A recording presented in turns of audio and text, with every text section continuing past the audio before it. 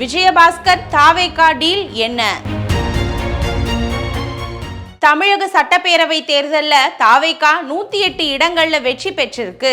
கடந்த மே 10ஆம் தேதி முதல்வராக விஜய் பொறுப்பேற்றுக் கொண்டாரு. அதை தொடர்ந்து 13ஆம் தேதி நடந்த நம்பிக்கை வாக்கெடுப்புல அதிமுக எம்எல்ஏ சி.வி. சண்முகம் தலைமையில 25 எம்எல்ஏக்கள் தாவேகாவுக்கு ஆதரவா வாக்களிச்சாங்க.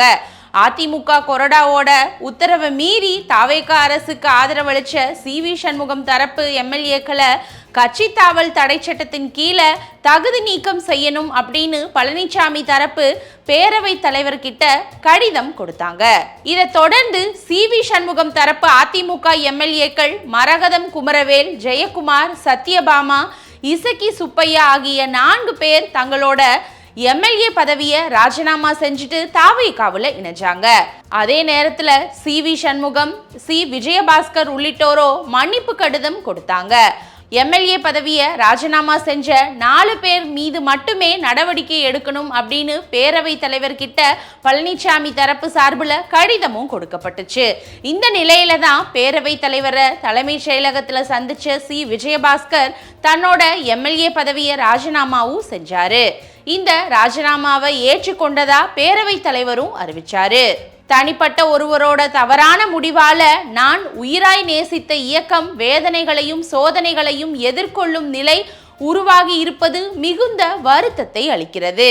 வழிகளை வார்த்தையால விவரிக்க முடியாத நிலையில கனத்த இதயத்தோட இயக்கத்திலிருந்து விடை பெற்றாலுமே என்னோட மண்ணுக்கான மக்களுக்கான வாழ்நாள் அர்ப்பணிப்பு வழக்கம் போல தொடரும் அப்படின்னு விஜயபாஸ்கர் தெரிவிச்சிருக்காரு.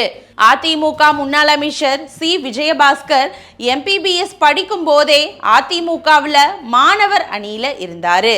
அதுக்கப்புறமா 2001 சட்டப்பேரவை தேர்தல்ல முதல் முறையா புதுக்கோட்டை தொகுதியில அதிமுக சார்பில் போட்டியிட்டு வெற்றியும் பெற்றாரு.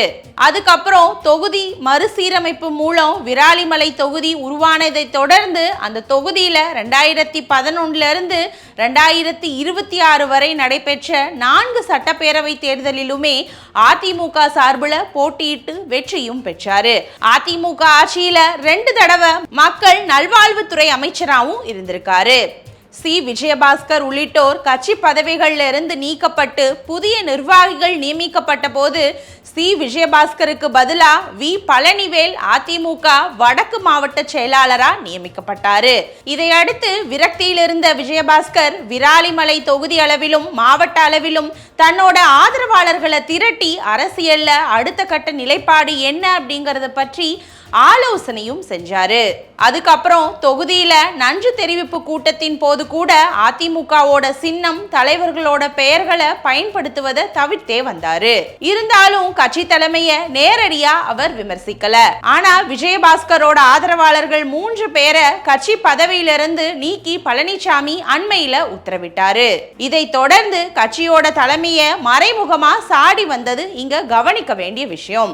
இதற்கு மத்தியில ஜூன் 22ஆம் தேதி முதல்வர் விஜயோட பிறந்தநாள் விழா பனையூர்ல நடைபெற இருக்குது. அப்போ தாவேகாவுல விஜயபாஸ்கர் இணைவார் அப்படின்னு சொல்லப்படுது. தனித்து தெரியணும் அப்படிங்கிறதுக்காக கூட்டத்தோட கூட்டமா ராஜினாமா செய்யாம தனி ஆளா தன்னோட எம்எல்ஏ பதவியை ராஜினாமா செய்திருக்கிறாராம் விஜயபாஸ்கர். இதற்கு மத்தியில தன்னோட விராலிமலை தொகுதி மட்டுமின்றி புதுக்கோட்டை மாவட்ட அதிமுகவோட முக்கிய நிர்வாகிகளோட நெருக்கமான டச்சிலையும் இருக்கிறாராம் விஜயபாஸ்கர். அதே போல விராலிமலை தொகுதியில இடைத்தேர்தலுக்காக முன் தேதியிட்ட கவனிப்பு வேலைகளையும் விஜயபாஸ்கர் செய்து வருவதா சொல்லப்படுது. அதிமுகவுல இருந்து விலக இருக்கிறத அறிந்ததுமே விஜயபாஸ்கரை திமுக தரப்புல நாடியதாகவும் சொல்லப்படுது. ஆனா அவர் யாருக்கும் பிடி கொடுக்கலையாம். அதே சமயம் தாவேகா தரப்புல பேசிய விஜயபாஸ்கர் தரப்போ தேர்தலுக்கான செலவுகளை நாங்களே பார்த்து கொள்றோம், ஆனா ஜெயிச்சு வந்ததும் அமைச்சர் பதவி தேவை அப்படின்னு கோரிக்கை வச்சதாகவும் அதற்கு தாவேகா தரப்புல கிரீன் சிக்னல் கிடைத்த பிறகே இந்த பக்கம் விஜயபாஸ்கர் சாய்ந்ததாகவும் சொல்லப்படுது. விஜயபாஸ்கரோட ராஜினாமாவை தொடர்ந்து அதிமுக எம்எல்ஏக்கள் பலம் 42ஆக குறைஞ்சிருக்கு. தமிழகத்துல காலியா இருக்கிற தொகுதிகளோட எண்ணிக்கை 6ஆ உயர்ந்திருக்கு.